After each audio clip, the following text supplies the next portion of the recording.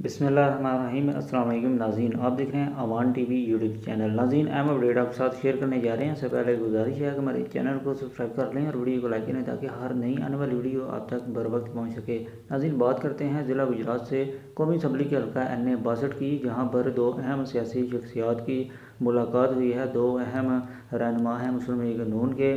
साबिक MNA चौधरी आबिद रज़ा कोटला के डेरा पर साबिक MNA और साबिक MPA मलिक हनीफ अवान जो है गुज़श्ता रोज़ पहुँचते हैं और वहाँ पर चौधरी आबिद रज़ा कोटला के साथ उनकी मुख्तसर दौरानिए पर मबनी एक नशिस्त होती है। इस मुलाकात में चौधरी आबिद रज़ा कोटला और मलिक हनीफ अवान के दरमियान ज़िला गुजरात की जो मौजूदा सियासी सूरत हाल है, जो मुल्की जो सियासी सूरत हाल है, उस पर जो है वो गुफ्तगू की गई। और मलिक हनीफ अवान में बार MP और MNA मुंतखब हो चुके हैं और चौधरी आबिद रज़ा कोटला जो हैं वो भी 2 बार जो है वो MNA मुंतखब होते आए हैं। चौधरी आबिद रज़ा कोटला के डेरा पर यह मुलाकात हुई है और जिसकी तमाम तर जो सूरत हाल है वो हमने अब तक पहुँचाई है।